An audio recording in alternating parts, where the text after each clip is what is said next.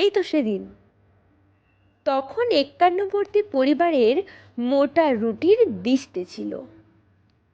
ফাটা প্লেটের মধ্যে হাতল ভাঙা কাপে চা ছিল। কাঠের পিঁড়িতে বসে আরাম ছিল। মাছের ছোট্ট ছোট্ট টুকরো ছিল। সুতোয় কাটা অর্ধেক ডিমের ভাগ ছিল।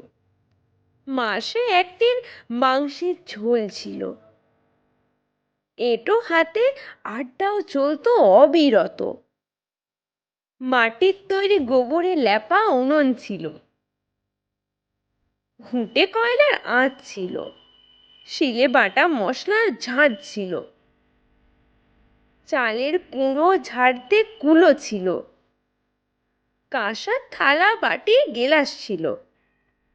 তালপাতার হাতের নকশি করা ঝালর হাত পাখা ছিল।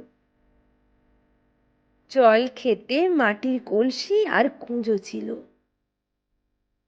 একসাথে মাটিতে আসন বিছিয়ে বসে খাবার সুখ ছিল। সবশেষে সুখ ছিল, তৃপ্তি ছিল, শান্তি ছিল।